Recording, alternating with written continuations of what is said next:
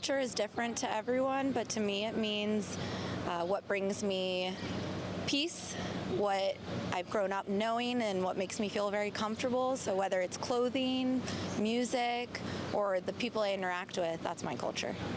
I'd say culture means to me art and theater and music and a lot of things that this city encapsulates. Philly culture especially is a lot about like sports and community. I work at the Walnut Street Theater. Come see Aladdin Jr. Had to put my plug in. Culture is where you feel most connected to, and the people or surroundings that make you feel most yourself.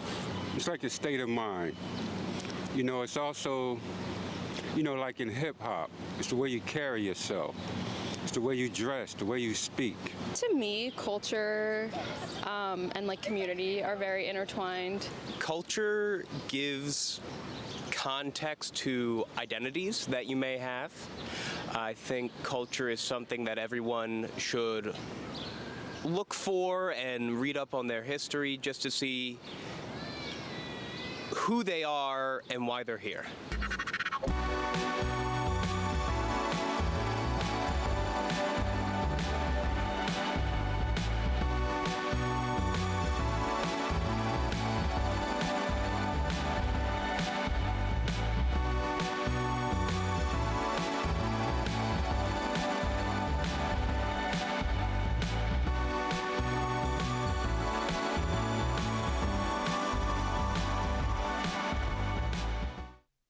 I guess I take pride in my own culture through like the traditions that I was raised with based on that culture. So like the things that I cook and like kind of like more religious things and my values and morals. I personally feel most connected when I listen to music of my culture. I think for some reason that speaks to me most, and partaking in any what we call functions, whether it be with my parents or other family members, I think that's what brings me closest. I definitely take pride in our food. My stepdad's Puerto Rican, and so they've really brought me into that family, and the food is really good. I'm part of a global organization of queer scientists, so I go to conferences where I am not only a scientist but have the aspect of queer culture as well, and I get to be around people who have that shared experience. Well, I'm the block captain of my block. I've been doing this since the 80s. I go and look out for the elderly, and you know, in the summertime on hot days. And I communicate with people. I take what I call my old man walk around the whole neighborhood.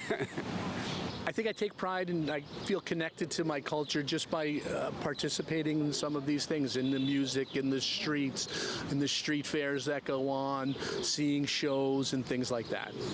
I take pride in everything that came before me, but more importantly, I take more pride in preserving the culture that we have today, passing it along to my children, and so that they keep it going forward.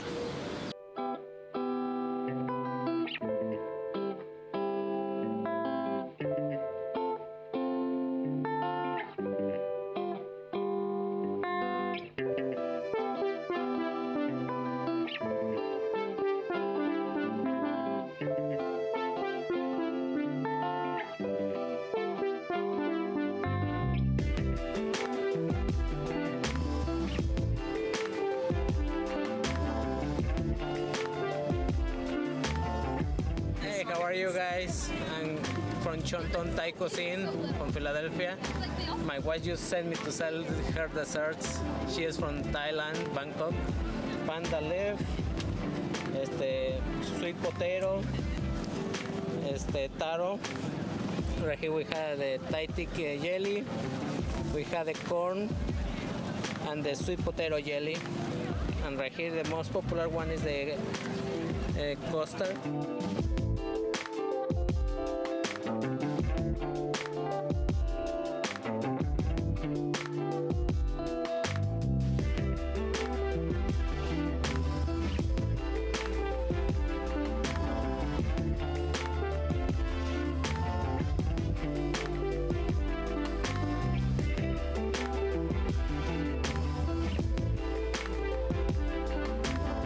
My name is Ruan Chom. My stage name is Mom and Pop. The Food number is B26. We're selling soup right here. We got all kinds of soup, like 6 items here. It's originally come from Cambodia. This is my lady right here that do all the cooking. I didn't do anything but cooking. So the credit is on her.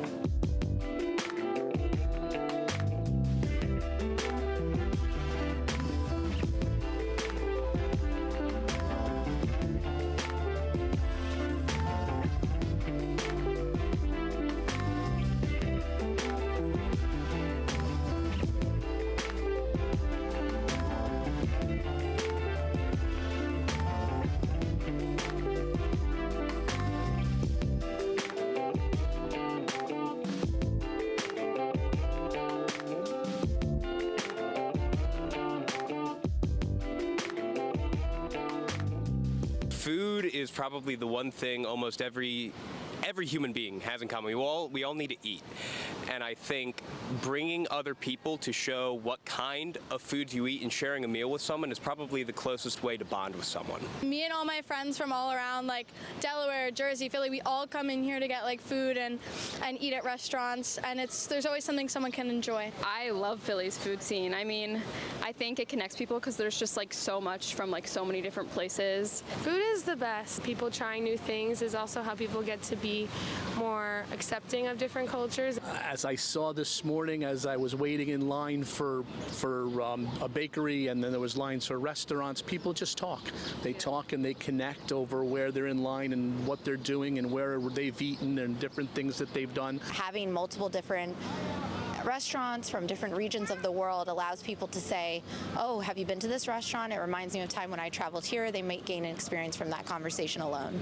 A diverse food scene connects people in a short version way where people can't travel, but if they can at least experience food from different cultures, hopefully prepared by people from different cultures, it can expand their minds, and the more expansion of the mind and knowing of other cultures, the more peace that there will always be in the world.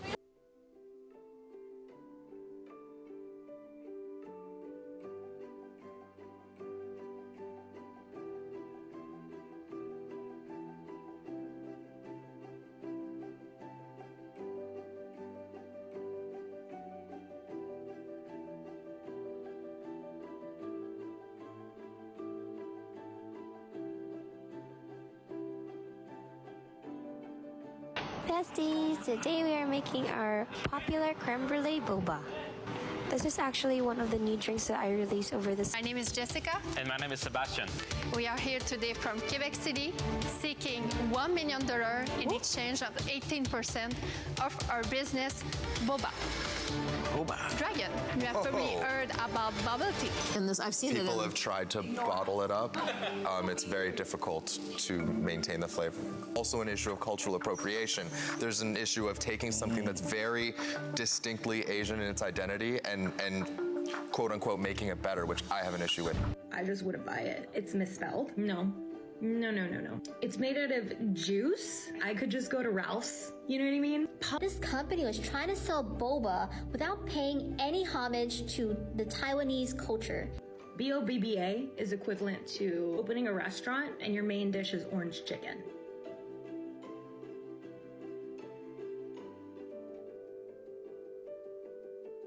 These lovely couple opened a restaurant named called Pho and then trademarked it. So this restaurant went after those small Vietnamese restaurants for using the name Pho. It's not the best Vietnamese restaurant in the UK. And when I found out that it's white owned, I thought to myself, I'm not surprised because the food is not that great. Wait. They trademarked Vietnam's national dish. Yeah, so if you were to open up a restaurant, you're not able to use that name. Has just applied to have their trademark surrendered. And they're saying that it was due largely in part to, if not entirely in part to the fact that they got so much backlash for it on TikTok.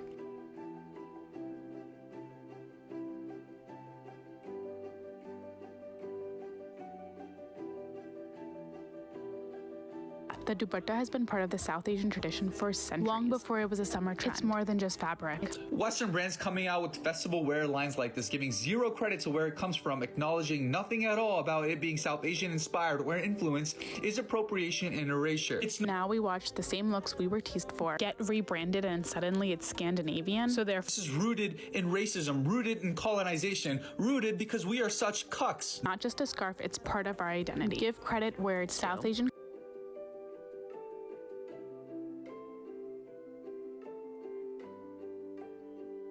It is so incredibly frustrating to talk about the fetishization of Asian women. I don't know who needs to hear this, but yellow fever is not a compliment. Yellow fever is deeply rooted in racialized and gendered stereotypes. My LDA type is probably like an ABG girl. A stands for Asian baby girl, and it's a stereotype of a blonde Asian with lots of tattoos, loves to drink boba, and loves to rave.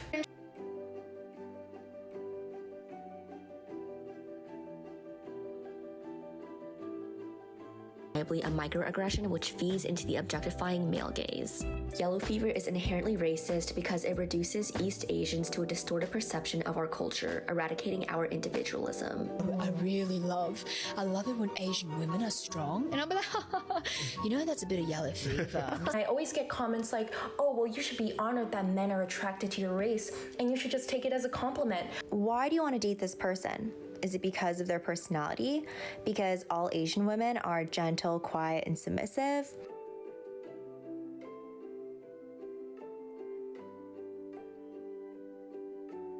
Ollie London's character arc needs to be studied by scientists. I've had 18 surgeries to look like Jimin, and I'm not fully British, guys. Look, I have the Korean flag just to prove I'm Korean. It's blessed with Korean holy water. When I was in Korea, everyone calls me Jimin when I'm walking down the street. Everyone's like, oh my God, it's Jimin, Jimin. £25,000 on surgery to go from being white to Korean. Oh, he kissed. I love you so much. That I hate BTS. He went from wanting to look like Jimin to saying that he wanted to look identical to Rosé from Blackpink. I've just had all my surgery to look like Rosé. I still love Jimin, but I want to look like a girl.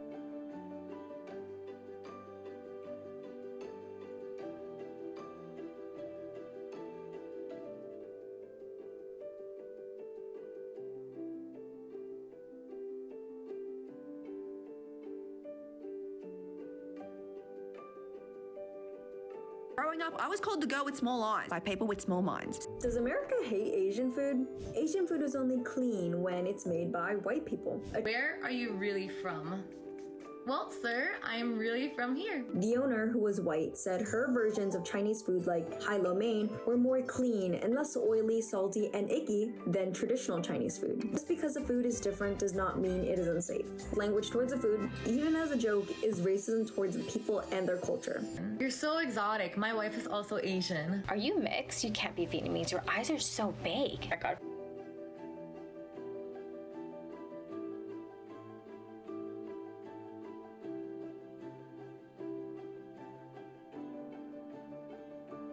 Stop Asian hate! Stop Asian hate! Stop Asian hate! Stop Asian hate! Is it just me, or why is Asian hate so, normalized? Things got worse when the COVID-19 pandemic broke out. An 18-year-old Indiana University college student was stabbed 7 times by this woman on the bus strictly for being Chinese. This 61-year-old Chinese lady was assaulted the day after Thanksgiving with a rock to the head and is now fighting for her life in critical condition. An unidentified 40-year-old Asian woman was shoved in front of an oncoming subway earlier this morning at 9:30 at the Times Square subway station in Manhattan. I can't say what I really want to say about this man who attacked that 65-year-old elderly woman, Asian woman, who was walking to church. This surveillance footage shows a 71-year-old Asian grandmother violently shoved to the ground, her purse stolen. Just one of several attacks in California's Bay Area recently. A 91-year-old man pushed in Oakland's Chinatown, one of 3 attacks that day. 84-year-old Thai American Visha Ratanapakdi knocked over while out for a walk. He died a few days later from his injuries. His family saying they believe it was rooted in racism. There were bystanders. There were people around who witnessed what happened but didn't do anything. You keep calling this the Chinese virus. A lot of people say it's racist. It's not racist at all, no. White House used the term Kung Flu. My question is, do you think that's wrong? Kung Flu. Well, I think they probably would agree with it 100%. But it's just like because our president is showing that it's okay to make these comments, obviously people will follow through. As soon as somebody says a racist joke, nobody bats an eye. Look at a lot of the victims of these hate crimes. They're elderly Asian people or people who live in Chinatowns. You know, the Asian people that Americans think are more foreign. It's perpetuating like the stereotype that like Asian people are like unsanitary or they're sick. They will do a double take when I'm walking by, especially when I'm doing walks with my dog or just walking around, and some people would, you know, intentionally walk a little further when I saw someone just walk past them. But what COVID showed was that people suddenly felt emboldened to become overtly, explicitly racist to my face. 이런 일이 근절되는데 조금이라도 도움이 되고자 오늘 이 자리를 빌어 목소리를 내고자 합니다. Are worthy of safety, respect, and love. Asian lives matter.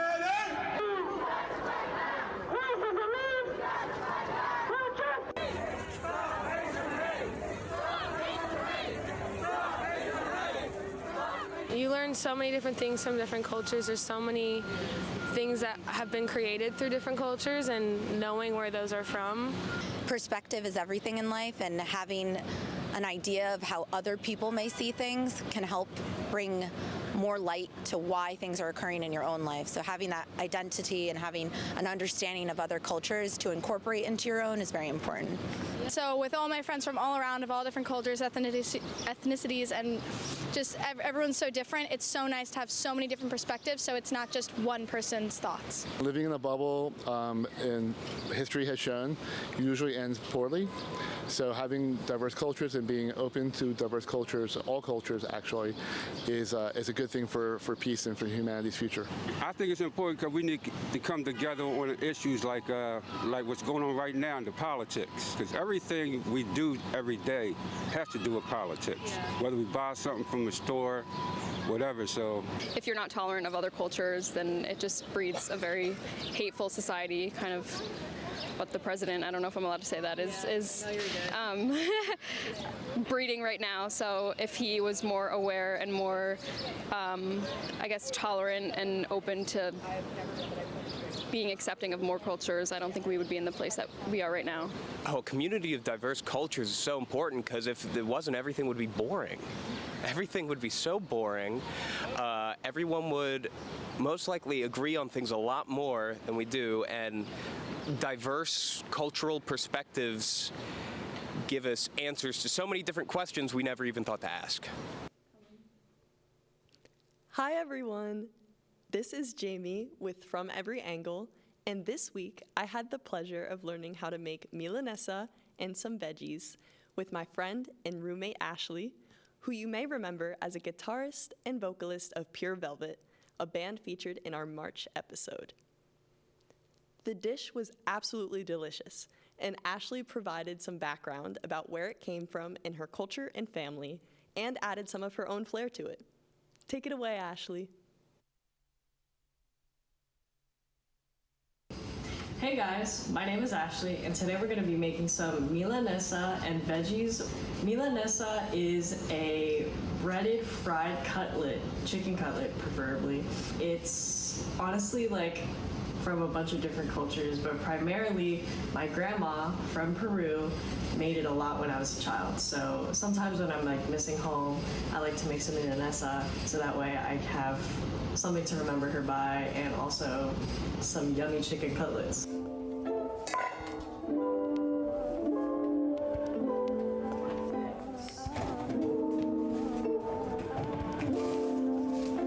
So right now, what I'm gonna do is I'm gonna take this one egg, crack it in my little mixing bowl, and I'm gonna whisk it with a little bit of water.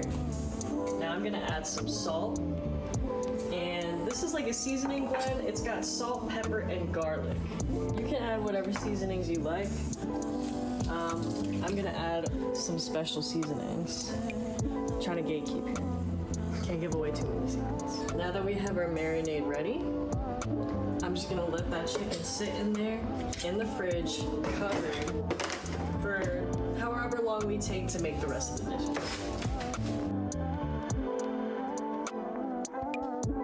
For veggies, we got some Brussels sprouts and some shishito peppers. These are like really delicious, crunchy peppers that you just eat as an appetizer. They're not spicy at all, and they have such a good like umami, salty, savory flavor that if you're not like too scared to try something new, I would definitely try this.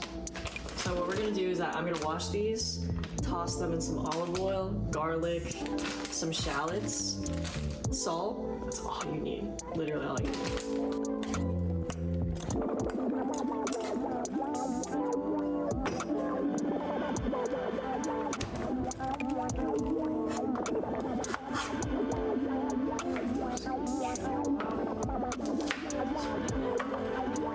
Just gonna salt, garlic,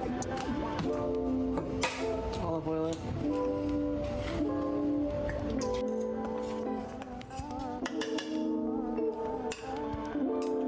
Gotta be resourceful here, folks.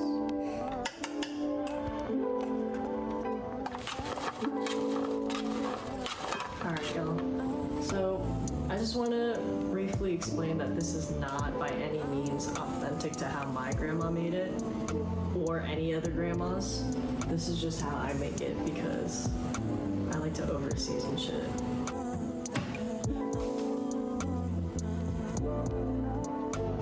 I like to do about 1 part breadcrumb and 1 part flour. Why? Because the flour coats the entire cutlet in like the tiny spaces that the breadcrumbs won't cover it.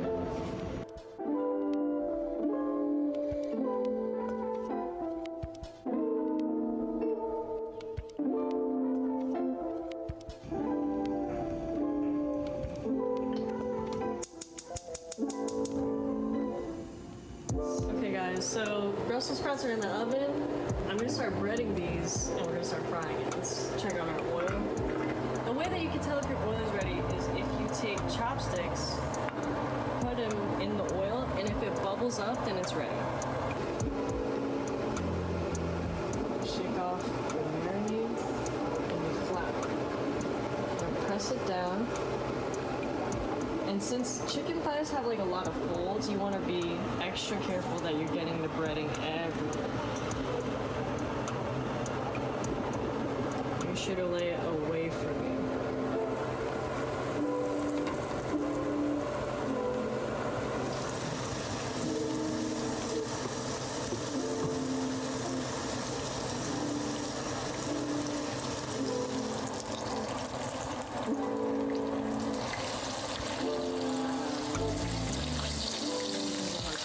So, when you're cooking multiple things, the best skill that you need is multitasking. You have to be on top of making sure that the Brussels sprouts are cooked thoroughly, make sure that the shishito peppers aren't overcooked, and make sure that you're frying carefully.